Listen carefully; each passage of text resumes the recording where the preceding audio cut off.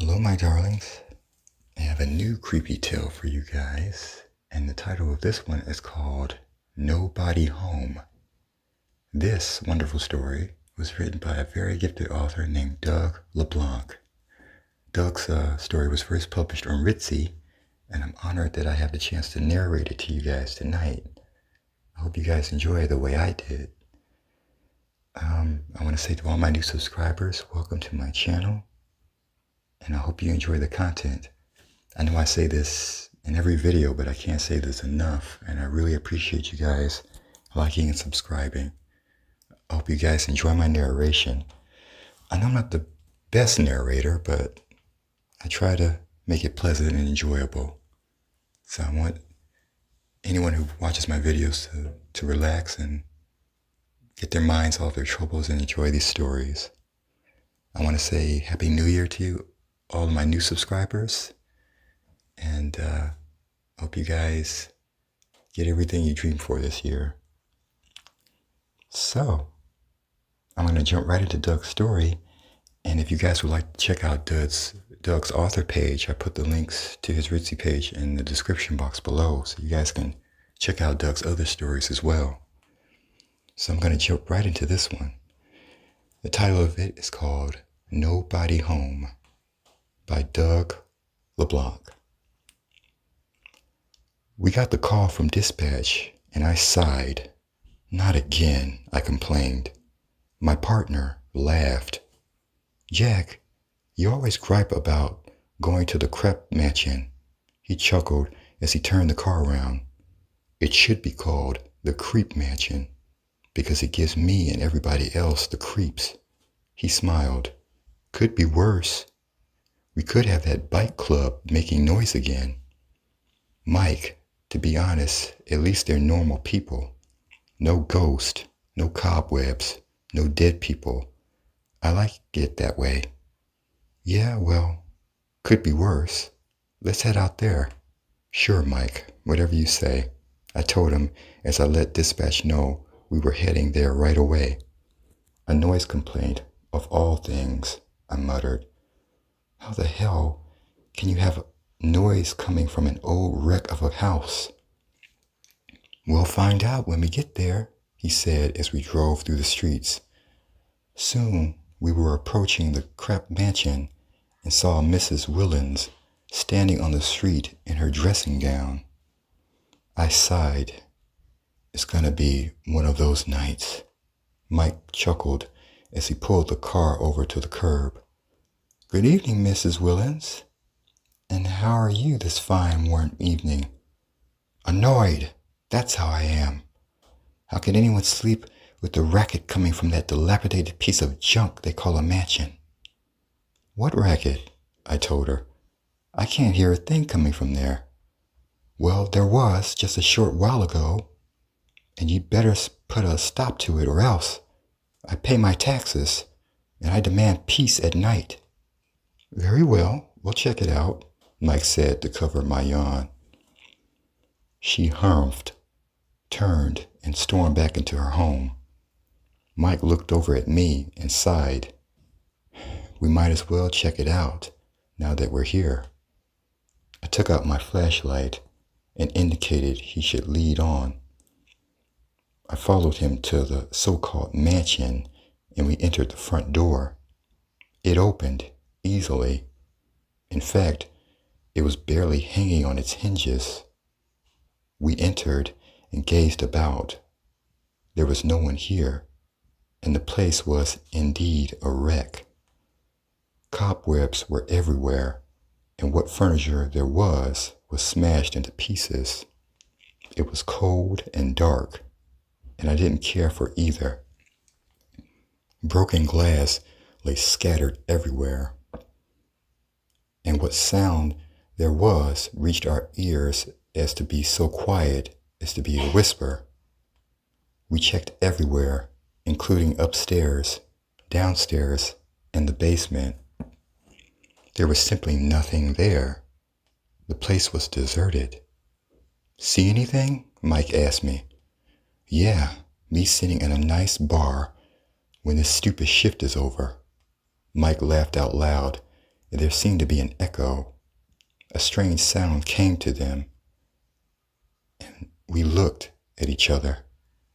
"What was that?" Mike asked me. I shrugged. "I have no idea." It sounded like the echo of a laugh. We all but ran to the door and found ourselves outside. We both breathed a sigh of relief and made our way to the car. We climbed in, but Mrs. Willens came down from her porch. "Well, did you find out what was making all that racket?" she demanded. "No," I told her. "There is nothing in there making any sound at all. We checked the place in and out, and there's nothing there, and certainly nothing making any noise whatsoever. So you think I'm crazy? Is that it?" Mike sighed. "No, we don't think any such thing. However, you could have imagined some noise, or perhaps it was coming from another place. The only thing we do know is that there is no noise or no sound at all coming from the Crep Mansion." She turned and walked back into her house without another word. We went back to our patrol.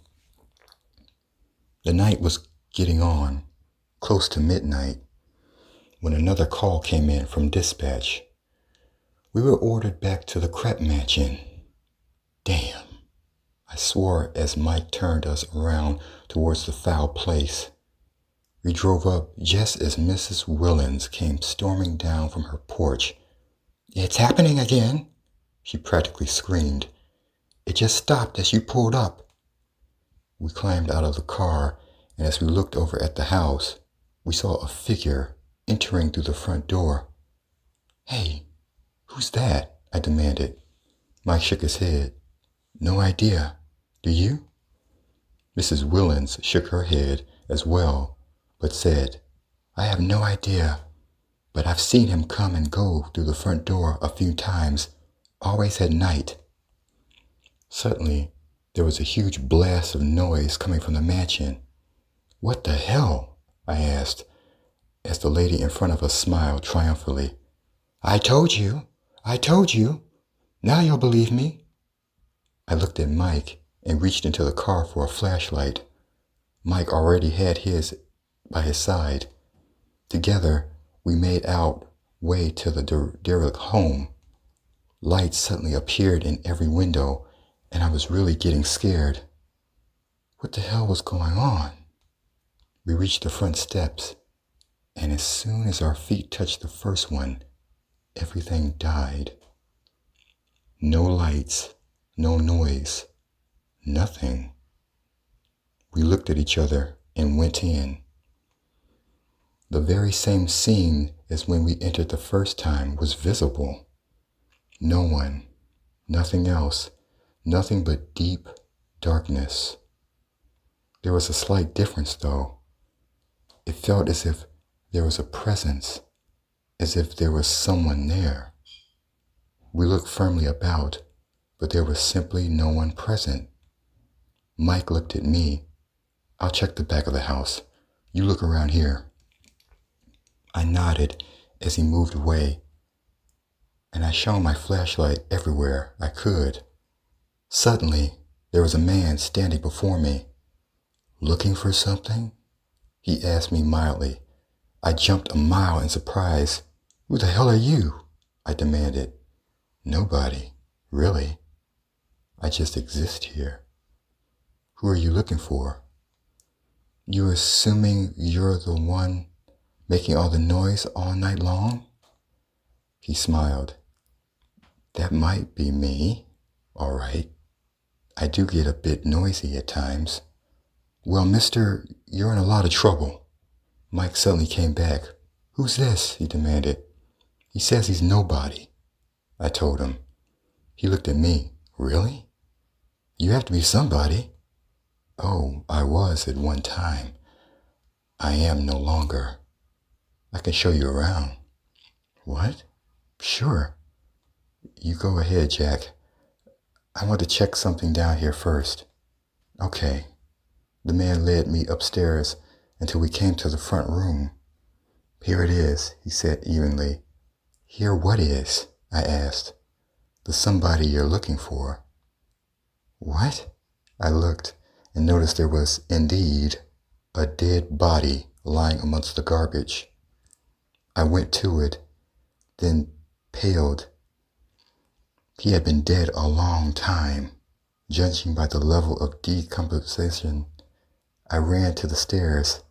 Hey, Mike, get up here. I found a dead body. He came charging up the stairs, shining his light over everything. What? He demanded. A body. There's a body in his room. I told him and showed him the rotting corpse. I told you, the man said. All right, mister, you're in a lot of trouble. Who is this? You mean, who was this? He said. All right. Who was this? Just somebody who used to live here. Now he's dead here. I shone my light in his face, and he noticed he was slightly transparent. What is going on here? Nothing much, really. Well, I better try to pull myself together. If you don't mind, he said, and vanished. Mike and I looked wildly about. Hey, where'd he go? We both heard something and slowly turned around. The body was there, climbing to its feet. Hey, how about that? I'm a somebody again. Get it? A somebody? It said, and started to laugh. It was the most horrible sound I had ever heard in my life. And Mike and I raced for the stairs. We practically flew down them in a panic and ran out the front door. We raced to the car and pulled open the doors. We were about to jump in, but we made the mistake of looking back at the upstairs window. The body was there, oozing pus and blood. Wait, it called. Don't you want to arrest somebody? And it laughed. We roared away in a fever, determined to get as far away as we could. We never did go back, and I quit the police force the next day and moved to another city where the dead remained dead. Oh God, I prayed, never, ever let me see something like that again. So, you guys like that little creepy tale? I hope you did. I liked it, but you guys can let me know in the comments below. I want to give all the credit to the author for writing a very creepy story. So please, if you guys can, check out Doug Leblanc's author page and his other stories as well. So I'll be back next time with another tale for you guys, and I hope you guys will enjoy that one like you enjoyed this one. Once again, I want to say thank you for supporting me, and I want to welcome all my new subscribers as well. If any of you guys have a story you would like me to narrate, you can send it to my email, which is in the description box, or you can send it to my Reddit page as well. So, until next time, good night, my darlings.